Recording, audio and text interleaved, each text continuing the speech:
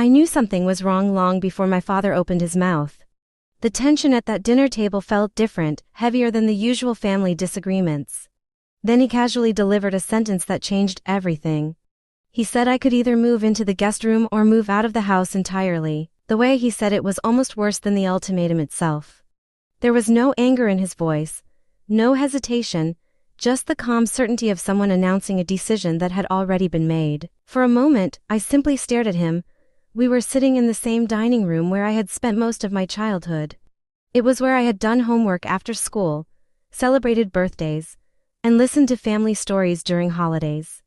Yet suddenly that familiar room felt foreign. My mother kept her attention on her dinner plate, carefully cutting her food into perfect pieces. She refused to look at me, which told me she had known this conversation was coming long before I did. I was 24 years old and had moved back home after one of the hardest years of my life. I had lost my job, drained most of my savings, and spent months trying to recover emotionally from the burnout that followed. When I first returned, my parents had welcomed me. They told me to stay as long as necessary and focus on rebuilding my life. I believed them. That was why their sudden change felt less like a conversation and more like a betrayal. Trying to keep my voice steady, I asked why this was happening. My mother finally looked up. Her expression was cold and impatient, as if she were tired of explaining something obvious. She told me the room was no longer mine and that my younger sister Delaney needed it whenever she came to visit. Then she added that I was acting as though I planned to stay forever. Hearing those words stung because they ignored everything I had done to avoid becoming a burden. I worked multiple part-time jobs, I paid rent every month without being asked.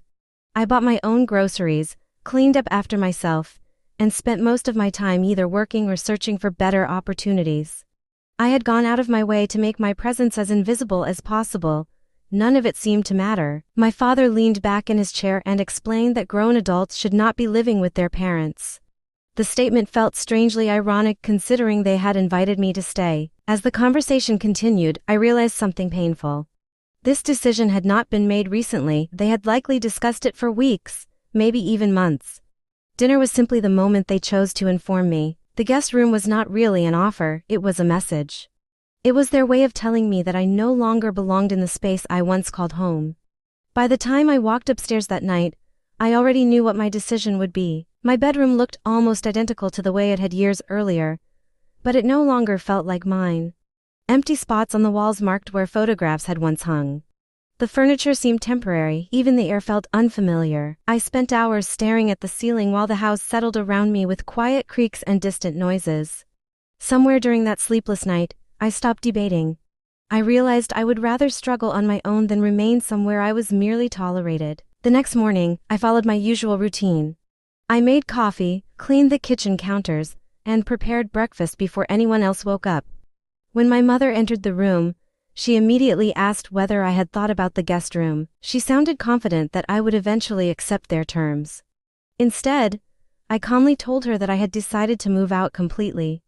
The surprise on her face lasted only a second before irritation replaced it. She accused me of overreacting and turning a simple situation into unnecessary drama. I disagreed. The guest room represented something much bigger than a change of sleeping arrangements. It represented a downgrade in my place within the family. My father joined the conversation and asked where I planned to go. I admitted I had no clear answer yet.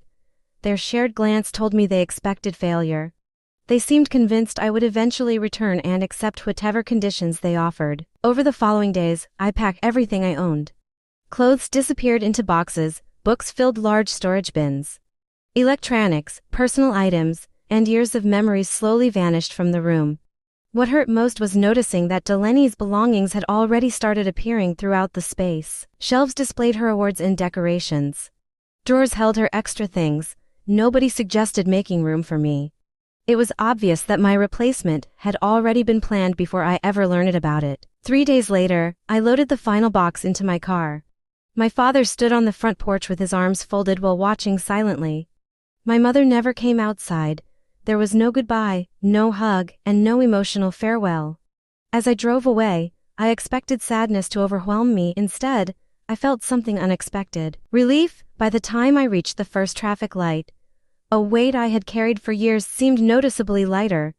and I began wondering what life might look like without constantly seeking their approval. I rented a small studio apartment across town. The place was far from impressive. The walls were plain, the furniture was cheap, and for weeks I slept on a mattress placed directly on the floor.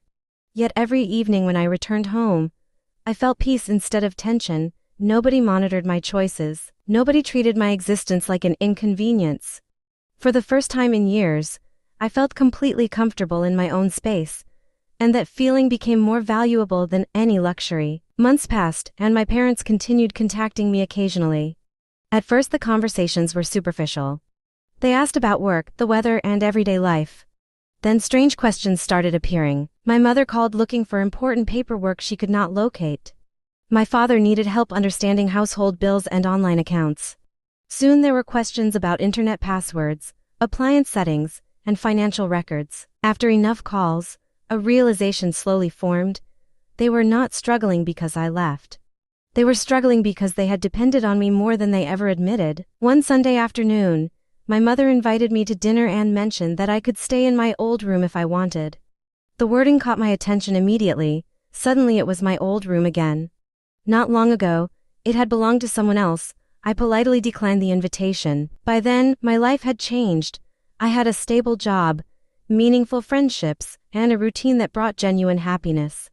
I no longer felt trapped between obligation and acceptance. The final conversation happened several months later when my father called unexpectedly. His voice sounded older and far less confident than I remembered. He admitted that my mother believed they had been too harsh. I waited for an apology that never arrived. Instead of arguing, I simply told him that I was building a life where I did not have to earn permission to belong. The silence that followed said more than any apology could have. Eventually he told me he hoped I was happy. This time I did not hesitate before answering. I told him that I truly was.